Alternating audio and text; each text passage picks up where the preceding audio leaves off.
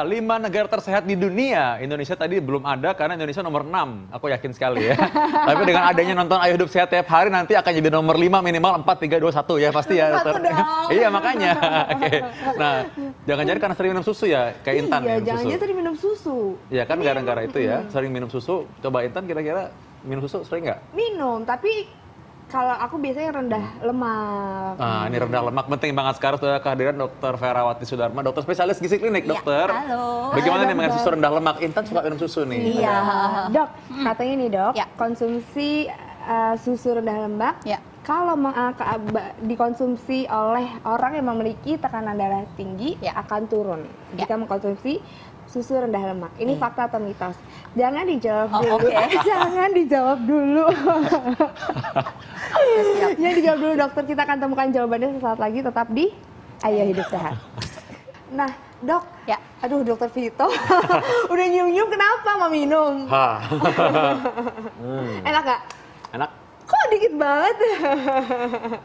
Enak ya? Enak. Nah, dok, ini kan berbicara mengenai susu rendah lemak. Tadi belum dijawab bahwa susu turunkan tekanan darah tinggi dengan rutin mengkonsumsi susu rendah lemak. Ini fakta atau mitos? Itu adalah fakta. Fakta. Betul Hubungannya sekali. gimana? Jadi gini, kalau kita lihat dari meta-analisis, jadi dari studi-studi yang mengumpulkan berbagai macam penelitian, ternyata 2019 itu dengan mengkonsumsi susu yang rendah lemak, itu ternyata atau yang skim, itu memberikan efek yang baik sekali, menurunkan tekanan darah. Karena pertama, sebenarnya susu skim ini berbeda dengan susu lainnya dok, yang full cream. Orang tuh khawatir menimbulkan gangguan jantung karena memang kalau susu full cream itu lemak jenuhnya tinggi. Oke. Sebaliknya, susu yang sifatnya dari skim ini kandungan lemaknya sangat rendah. Habis mengonsumsi seperti dokter Vito tadi, ternyata reaksi gula kita menurun dalam tubuh kita, sehingga stres oksidatifnya menurun juga. Dan ternyata stres oksidatif itu berpengaruh terhadap nitrik oxide ya dok, yang berpengaruh dalam Stres pengaturan. oksida apa tadi? Ya, Stres, adanya ya, itu apa maksudnya? ya, adanya stres dalam sel tubuh kita. Oke. Nah, itu dia berpengaruh dalam pengaturan nitrik oxide, zat nitrik oxide. Oke. Jadi efeknya adalah tekanan darah akan menurun. Yang kedua, dalam susu ini kan ada kalsium, ada vitamin D, ada kalium yang berdasarkan penelitian efeknya ke tekanan darah baik sebenarnya. Oleh karena itu DASH diet, dietary approach to stop hypertension, salah satunya menganjurkan untuk orang yang mau menurunkan resiko hipertensi untuk mengonsumsi susu yang rendah lemak dong. Jadi Bener bagus banget. ya Bagus untuk orang. banget. Tadi kalium dan juga tadi nitrik oxide itu tadi memang berfungsi untuk merelaksasi tekanan darah sehingga Betul dia semakin sekali. terbuka dengan demikian menurunkan tekanan darah memang. Tapi dokter, ini ada yang penting banget nih ngomong-ngomong soal jantung biasa erat dengan ngomong soal diabetes. Betul. Nah, orang-orang yang diabetes ini bagaimana? Apakah dia boleh minum ini susu rendah lemak atau tidak? Ini fakta atau mitos? Itu adalah fakta. Faktanya apa nih, Faktanya Dok? boleh minum, betul. Faktanya Boleh boleh minum. Ya. Oh, berarti tidak boleh minum bagi penderita diabetes, ini adalah Betul, mitos. mitos. Itu adalah mitos, Oke. betul. Kalau kita lihat, ternyata dari penelitian juga sama dok. Tadi saya bilangnya kalau setelah kita mengonsumsi susu skim, ternyata pengaturan gula lebih baik. Kemudian diteliti orang-orang yang diabetes konsumsi susu skim ini, setelahnya ternyata HOMA IR-nya bagus. Jadi HOMA IR tuh untuk melihat sensitivitas kita terhadap gula darah, ternyata bagus.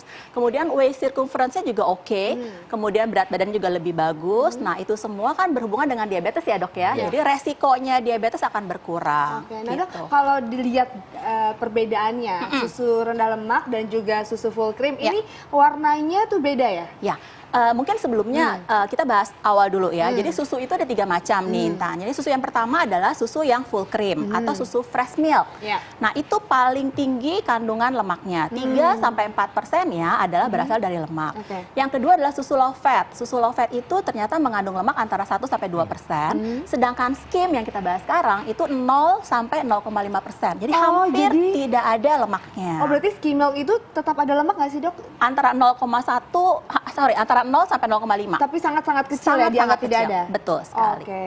Nah, tadi pertanyaannya Intan, gimana bedainnya? Yang pertama adalah karena dia fatnya lebih tinggi, otomatis ketika kita tuang nih.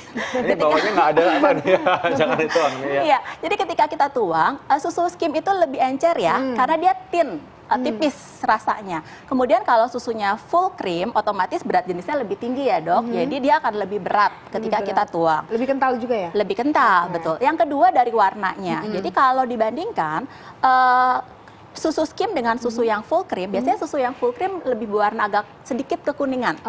Sedangkan kalau susunya yang skim biasanya lebih putih seperti itu.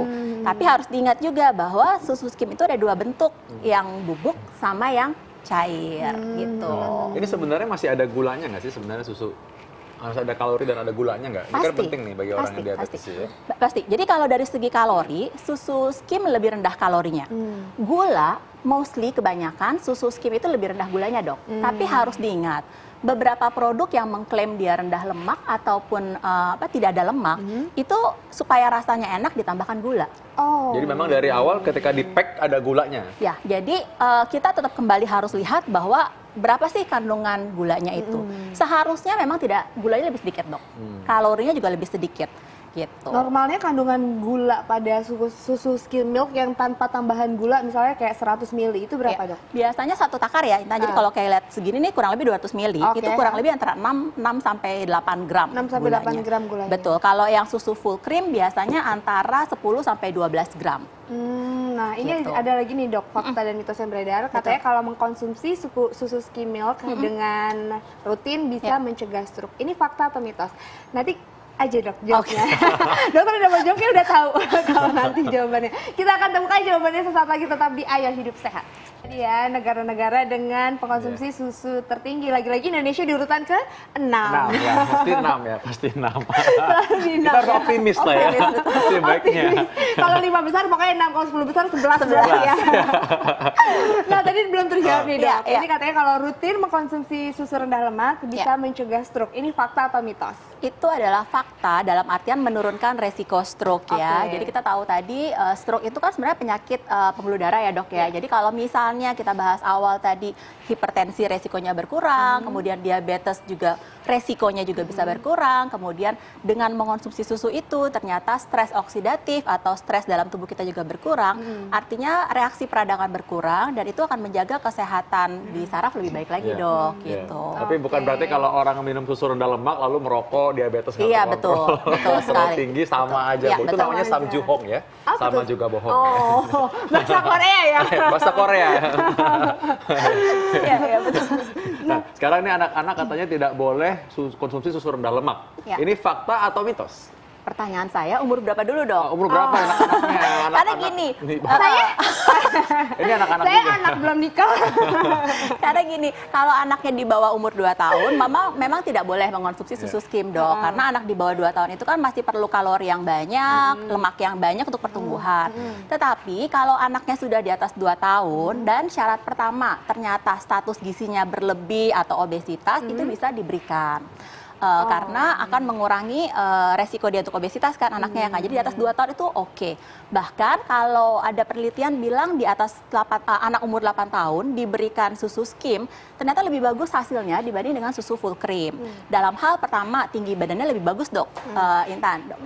Dia bisa catch up, kemudian yang kedua hormon pertumbuhannya juga lebih bagus.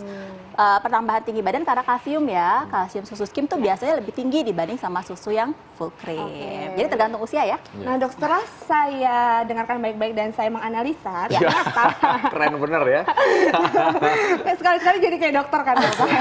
Jadi sebenarnya ternyata memang susu rendah lemak ini lebih baik dikonsumsi daripada susu full cream. Betul. Lebih dianjurkan seperti itu. Cuma memang ada kekurangannya. Pertama, lebih baik dalam hal kalori, dalam hal fatnya. Tetapi jeleknya adalah ketika kita mengkonsumsi susu yang rendah lemak, biasanya belum puas ya. Kalau dia belum puas terus dia ngambil yang lain ya jelek juga gitu loh Intan gitu. Dibanding kelebihannya susu full cream, biasanya ketika setelah mengonsumsi susu full cream akan lebih kenyang. Gitu. Nah sekarang mungkin gini nih, jadi sebenarnya kalau misalkan orang yang minum susu full cream, misalnya anak-anak gitu sebenarnya apa-apa atau nggak apa-apa gitu? Kalau di atas 2 tahun boleh deh. Nggak apa-apa sebenarnya Nggak apa-apa, ya? Nah jadi kapan seharusnya kita mengkonsumsi susu yang rendah lemak? Ya, pertama untuk orang-orang yang memang ingin menurunkan berat badan. Kemudian yang kedua ingin diabetes misalnya, hipertensi, tapi memang mau mengkonsumsi susu. Wanita-wanita yang osteoporosis kan kalsiumnya juga lebih bagus dengan susu skim, itu boleh dianjurkan. Gitu. Dan biasanya bisa dicampur dengan kopi misalnya sebagai pengganti creamer, itu lebih Ini setiap hari boleh dikonsumsi? Boleh, tapi tidak boleh lebih dari 3. Biasanya 1 sampai 2 kali, ukurannya sebesar ini sudah cukup. 200 gram maksimal? 200 ml. Kalau kelebihan kenapa dok? Ada efek sampingnya. Jadi kalau kita lihat ada salah satu penelitian 2017 itu bilang ada hubungan dengan Parkinson, penyakit saraf. Jadi itu untuk orang yang mengonsumsi susu skim lebih dari 3 gelas per hari. Oh iya, oke. Makanya mesti hati-hati ya. Apalagi kalau minum susu yang full krim banget dan tiap hari 3 kali sehari, itu juga efek sampingnya sangat besar. Ini badan jadi melebar terus gitu ya. Jadi besar. Jadi gemuk maksudnya. Jadi Oke. memang harus. Ngomong-ngomong ini soal susu rendah lemak ini, apakah ini aman untuk penyakit hati? Aduh, penyakit hati yang kayak gimana dulu? Kita akan bahas mengenai penyakit hati ini. Lihat liputan berikut ini. Makasih. Thank you.